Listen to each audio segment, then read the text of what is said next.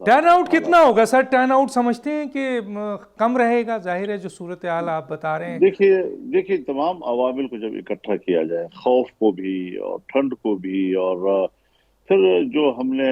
2018 کے الیکشن کے بعد خاص طور پر جب دھاندلی ہوئی اور دھاندلی کی پیداوار ایک حکومت نے ملک کی معیشت کا بٹا بٹا دیا، تو اس سے عوام کے اعتماد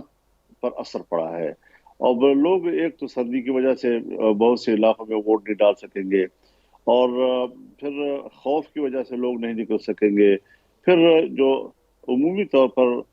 یہ گزشتہ جو دور گزرا ہے اور اس نے ملک کی معیشت کو تباہ کیا ہے، تو عمومی طور پر سیاستدانوں پر سے بھی عوام کا اعتماد اٹھ رہا ہے کہ یہ تو ہمارے لیے شاید کچھ نہیں کر رہے، یہ تو ملک کی معیشت کو تباہ کر رہے ہیں، ان کے پاس تو کوئی منصوبہ بندی ہی نہیں ہے، پتہ نہیں کس کے ایجنڈے پر وہ پاکستان کی معیشت کو کمزور کر رہے ہیں. تو اب یہ ساری چیزیں جب اکٹھی ہو جاتی ہے تو اب اس میں ہماری کوشش ہوگی کہ لوگ نکلیں، لوگ خود اعتمادی کے ساتھ ووٹ دیں، اور اس خیال سے کہ بھئی ایسے لوگ آئے کہ جو ہمارے مذہب کی بھی تحفظ کریں، ہماری تہذیب کی بھی تحفظ کریں، ہماری معیشت کی بھی تحفظ کریں، اور ہمارے ملک کی ترقی کے لیے وہ کوئی کردار ادا کریں. ٹھیک ہے، لیکن سر مسئلہ یہ ہے کہ ٹرن اوور، آپ کے کہنے کا مطلب ہے ٹرن اوور جو ہے وہ کم ہوگا کافی. اب میں آتا ہوں سر، اہم ترین ایک سوال ہے، وہ یہ ہے کہ سر ایک طرف افغانستان ایشو ہے، ٹی ٹی پی ہے، مسلسل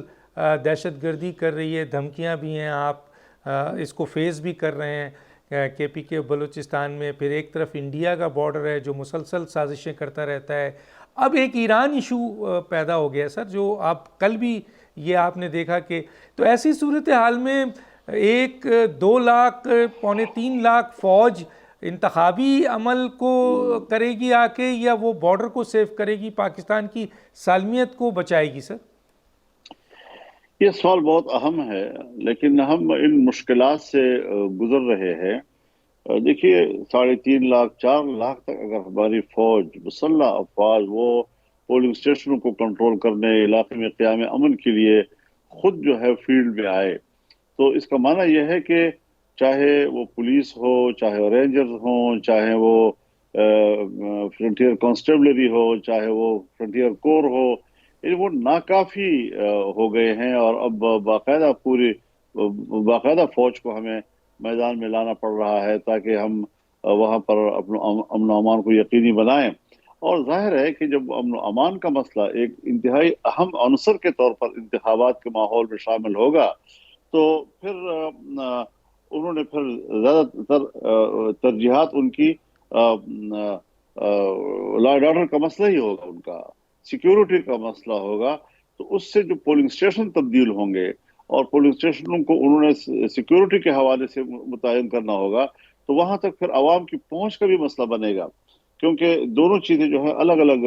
ضرورتوں کے حامل ہوتی ہیں. عام آدمی چاہتا ہے کہ پولنگ اسٹیشن میرے قریب ہو تاکہ میں وہاں جاؤں، تو اس سے ٹرن آؤٹ زیادہ بڑھے گا. لیکن اگر پولنگ اسٹیشن میں ایسی تبدیلی کی جائے کہ جو شہروں کے قریب ہو، شہروں کے اندر ہو، جہاں پر سیکورٹی کا معاملہ ہمارے لیے آسان ہو، تو پھر عام آدمی کی وہاں پر پہنچ بھی کمزور ہوگی. اور میں ایک بات یہ بھی عرض کر دینا چاہتا ہوں کہ یہ جو ماحول بنے گا کہ عوام اگر نہیں نکل سکیں گے، یا جہاں پر ٹھنڈ ہوگی بہت زیادہ، یا جہاں خوف ہوگا، تو اس صورتحال میں پھر دھاندلی کے لیے بھی مواقع بہت اچھے میسر آ جائیں گے. تو یہ ساری چیزیں انتخاب کی گرد جو ہے خطرات گھوم رہے ہیں. سبسکرائب کریں اور بیل دبائیں تاکہ کوئی خبر رہ نہ جائے.